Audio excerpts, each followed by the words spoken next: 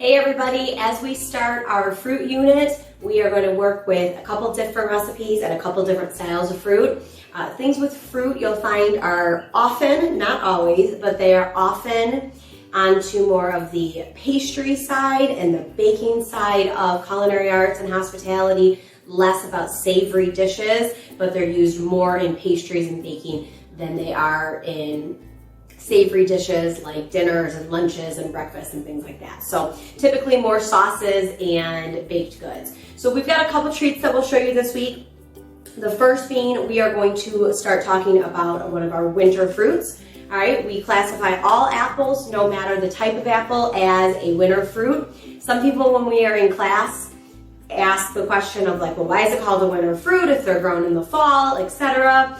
But when we look at those three classifications, our winter, tropical, summer, we are classifying all apples as winter fruits. So when you are using different apples for different recipes, it is important to know the sweetness and the style of apples to pair correctly with the entree or the baked good or the topping or the sauce or whatever it is that you're making. So what we are doing today is we're going to make baked apple roses. And in order to do that, we are going to signify the red, delicious red apples by looking like a rose. And you'll see that in the finished product. So we specifically want red apples when we do this recipe. So take a quick second and copy down the ingredients. Now you will see today, and pay attention, you are just copying down an ingredient list. There are no portions given to you in the ingredient list today, and that is specifically done on purpose because it will depend on how many apple roses you want to make based on how much of the different ingredients that you'll need. All right, so go ahead and copy that down now, guys.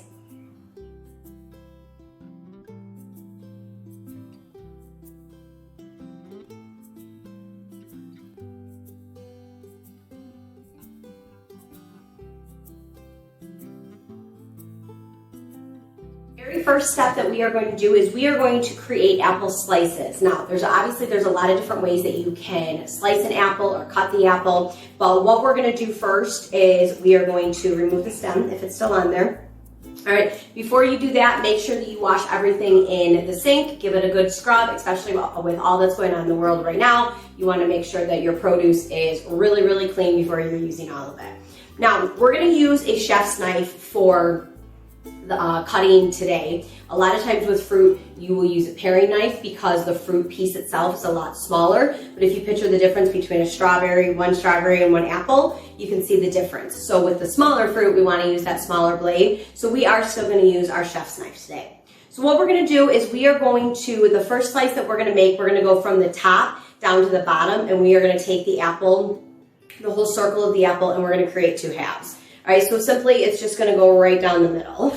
All right, so once you have those two halves, or the two half circles, now we're going to lay one of those halves flat on the cutting board, and it's important to pay attention to which way you're going to slice. Otherwise, your slices are not going to look right. So if we were to slice this way from with the stem side up and work from the outside or from one side to the other side, right, from left to right, that would be the incorrect cut. It's important for you to pay attention. What I want you to do is you are going to go from the top of the apple down to the bottom. So from the head to the feet, essentially.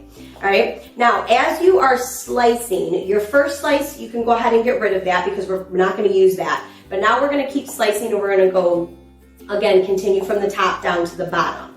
All right. With that chef's knife, we want to get really thin slices.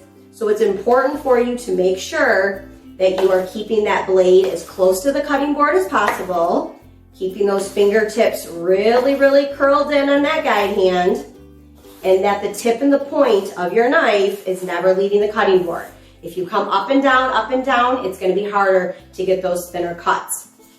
All right, so you're going to keep going, and you're going to keep making as many apple slices as you decide you want based on how many apple roses you want to make. So I'm going to finish those in just a second, but before I do that, now it's going to be time to get rid of those core pieces because remember, we didn't core the whole apple. So I'm going to use a melon baller just because it already has the curved edge. You can use a paring knife for this. If you have an actual apple core, you can use that. But like I said, I'm just going to use the melon baller, and I'm going to take out the least amount of apple as possible, press it all the way down, and I'm just going to kind of create, again, pop out that centerpiece and go ahead and lay these on the plate. So those are going to go into your food waste bin. If you compost at home, awesome. I don't. But if you do, great. If you don't, eventually those will go into your garbage. And you'll continue coring your different apples, or your apple slices, excuse me, until you have all of those centers out. Now, like I said, the amount of apple slices that you cut and core and get ready to plate is going to be dependent on how many apple roses you make.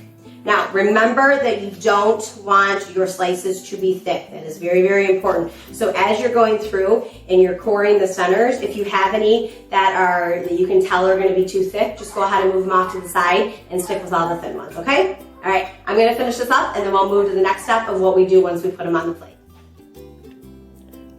So we have cut 2 full apples here, and we've cored out the center so there's no seed in that, and arranged it on the plate. You want to make sure that when you arrange it on the plate that they're not overlapping. You can crowd them, they can touch each other, but you just want to make sure that they're not overlapping. So then the next step that we're going to do is we're going to take these over to the microwave.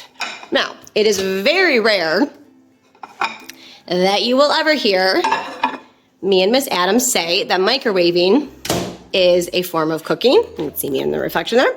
And we are going to microwave these for about 45 seconds.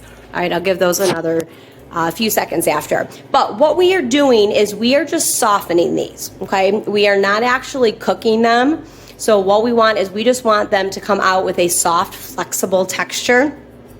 Most of the time, if you slice your apples thin enough, that will be achieved with just 1 45-second round in the actual microwave, okay? Now, we put ours on for 30 seconds there, and I'm just gonna do another express cook and do about another 15 seconds.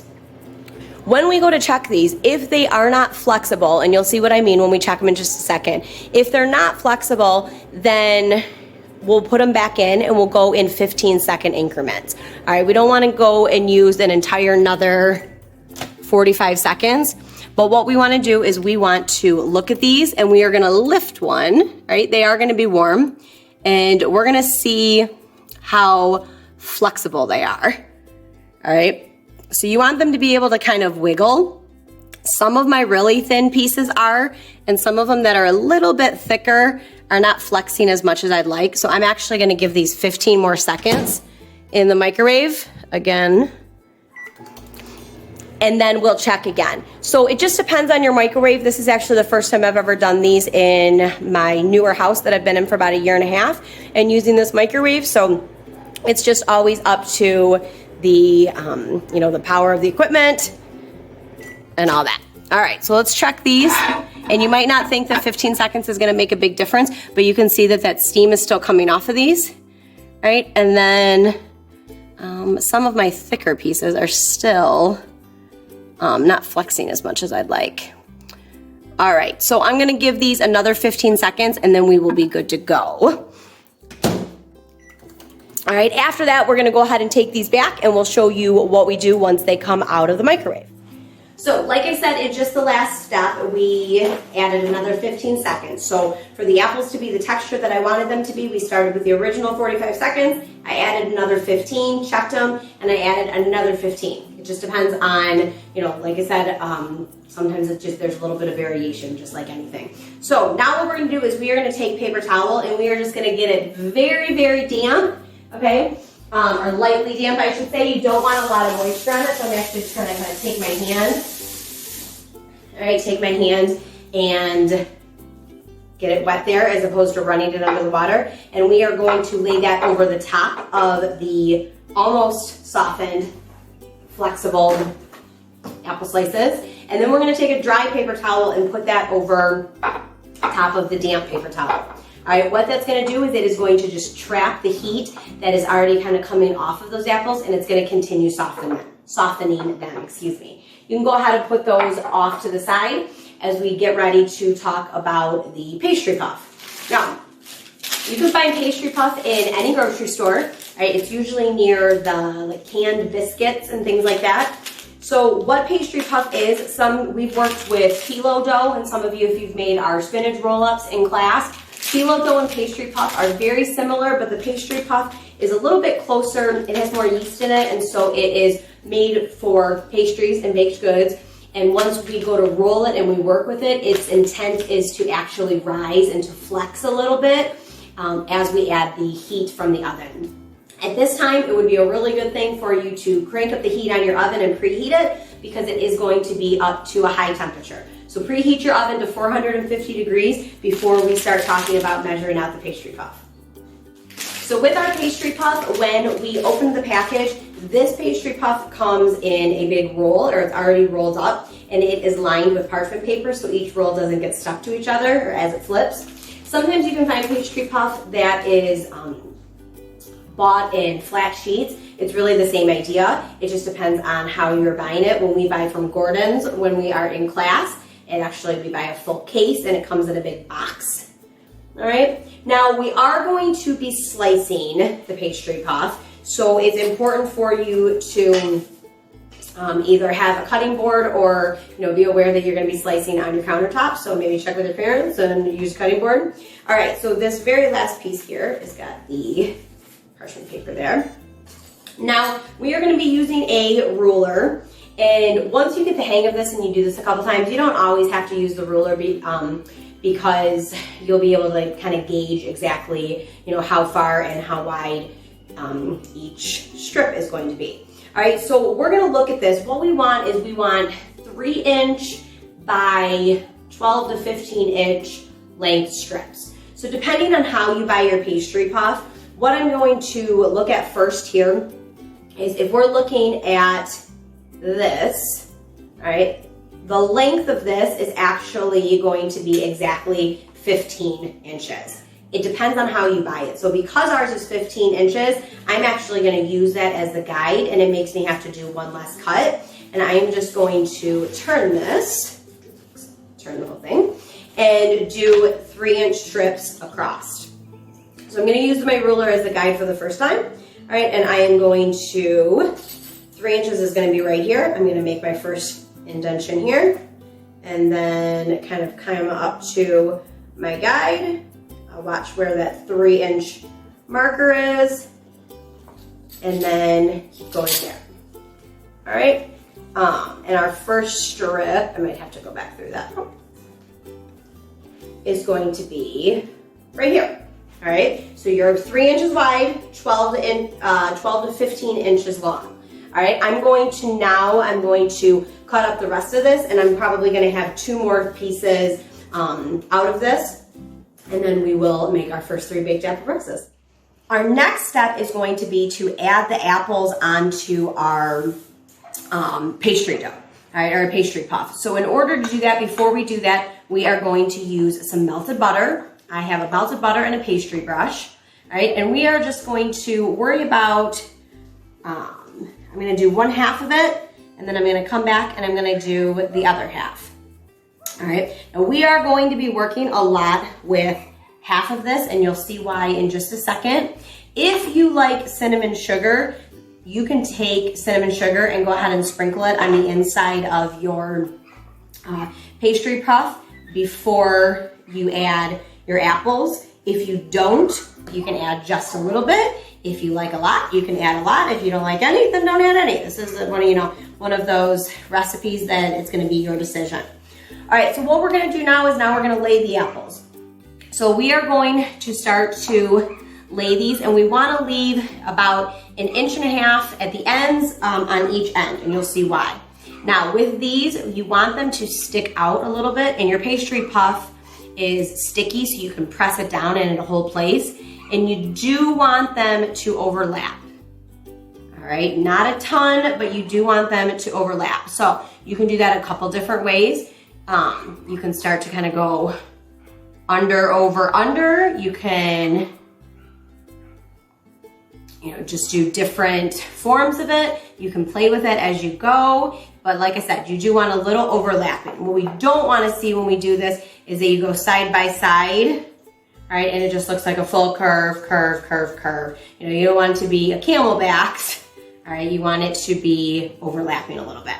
All right, so I'm gonna really quickly finish pressing these, and it doesn't have to be perfect. Some of them may not be the exact same shape. Your half circles may be a little bit different, and that's gonna be pretty normal, actually. You do want your apples to be overlaying or on the opposite side, sticking out over your pastry puff just a little bit.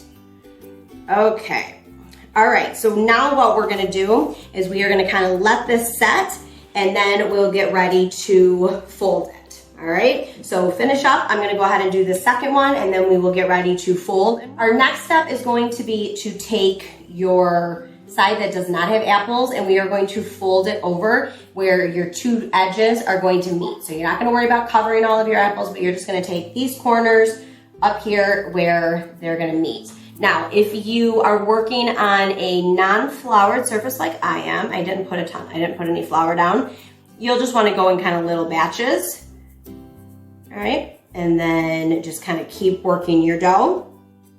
Some of your apples are gonna stick out a little bit further than others, that's fine. And then your ends, remember that we kept our ends, both ends, we're gonna have excess pieces. Go ahead and pinch those so the dough actually sticks to each other.